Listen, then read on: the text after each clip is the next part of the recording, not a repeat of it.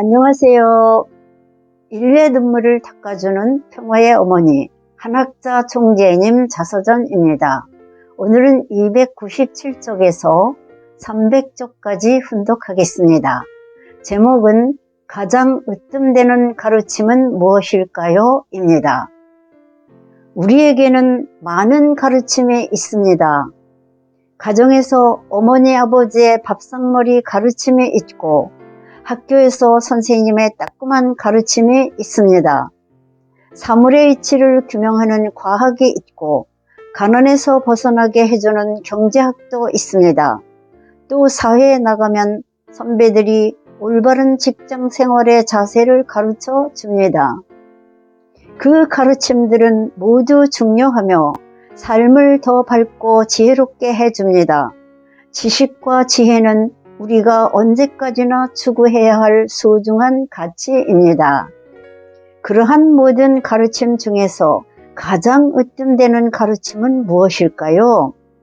바로 종교입니다. 종교라는 단어는 마루종과 가르칠교로 이루어져 있습니다. 곧 종교는 모든 교육과 진리 중에서 가장 으뜸되는 가르침입니다. 공자, 석가, 예수, 무함마드를 비롯한 여러 종교 창도자들의 교리는 시대를 뛰어넘어 인간의 양심을 지켜주고 문명을 이끌어온 원동력이었습니다. 따라서 모든 종교는 죄악의 세계를 청산하고 신과 인간이 바라는 이상세계를 만드는 삶의 동반자입니다. 오늘날 이기주의가 보편화되어 버린 것은 가슴 아픈 현실입니다. 생활 수준이 향상되고 기술이 발전하는 것에 비해 사람들은 날이 갈수록 점점 더 소외되고 자신의 나라와 사회, 심지어는 가정에 대해서도 책임감을 갖지 않습니다. 이혼율이 날로 증가하는 것은 부부가 서로 결혼에 대한 책임을 지지 않고 있다는 증거입니다. 부모는 아들, 딸에게 합당한 책임을 지지 않으려 하고 아들, 딸은 부모를 저버리고 오로지 자신의 욕망이나 욕심만 챙기려 합니다. 자녀로 지은 인간이 이러할진대 하나님은 얼마나 가슴이 아프시겠습니까? 지금까지 세계적으로 많은 종교가 있었습니다. 과연 그 종교들은 우리에게 무엇을 가르쳐 주었을까요? 모든 종교는 먼저 신에 대해 올바로 가르쳐 주어야 합니다. 신의 존재를 알리는 일도 중요하지만 우리 인류와의 관계를 밝혀주는 것이 무엇보다 중요합니다. 하나님이 계시다면 어떠한 분으로 계시는가, 하나님의 사랑은 어떠한가를 하나하나 가르쳐주는 종교가 참된 종교입니다. 나는 5대양 6대주 수백 수천 킬로미터 땅끝까지 말씀을 전하기 위해 혼신을 다했습니다. 가는 곳마다 하나님이 준비한 의인을 만났습니다. 하나님은 아무리 힘든 여건 가운데서도 의인을 찾아오셨습니다. 성경에 나오는 소돔과 고모라는 음란과 폐륜의 도시였습니다. 하나님은 의인 50명만 있어도 멸하지 않겠다고 하셨습니다. 아브라함은 점차 수를 낮춰 신명을 하늘에 고했습니다. 결국 단 한 사람의 의인도 찾지 못해 소돔과 고모라는 화산 폭발로 표상되는 화염 속에 내던져졌습니다. 오직 롯과 그의 가족만이 살아남았습니다. 하나님은 내가 가는 세계의 도처마다 많은 의인을 준비해 놓으셨습니다. 국가와 민족을 초월해 어디를 가나 의인을 기다리고 있었습니다. 그래서 식구들에게도 하늘이 예비한 의인을 찾으라고 말합니다. 2018년 나는 흑백 갈등으로 처절한 아픔을 겪은 남아프리카 공화국으로 갔습니다.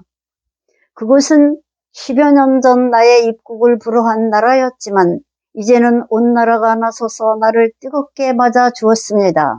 그 아픔의 땅에서 아프리카 서밋과 6,000쌍 축복 결혼식을 주재했습니다. 아프리카 서밋에는 전 세계 60여 나라에서 1천여 명의 대표가 참석해 내가 제안한 아프리카 평화 정착과 보다 잘 살기 위한 방안을 추진하기로 결의했습니다.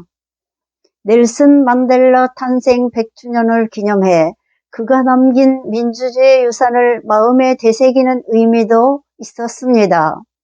넬슨 만델라 장손격인 만델라 남아공 국회의원은 나를 증언하는 진솔한 연설로 청중들의 큰 박수를 받았습니다. 한학자 총재님은 나의 할아버지와 같이 이 시대 평화의 아이콘입니다. 신아프리카 프로젝트로 새로운 희망과 비전을 주신 한학자 총재님과 함께 만델라 대통령의 유업을 잇는 아프리카가 되어야 하겠습니다. 축복 결혼식에는 20여 나라에서 6천여 쌍이 참석해 참어머니를 구원의 독생녀로 받아들였습니다.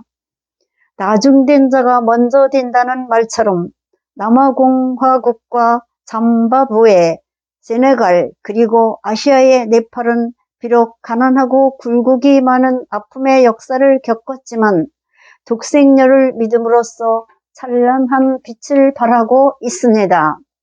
인도의 시송 타구르는 한국을 찬양하는 아름다운 시를 썼습니다.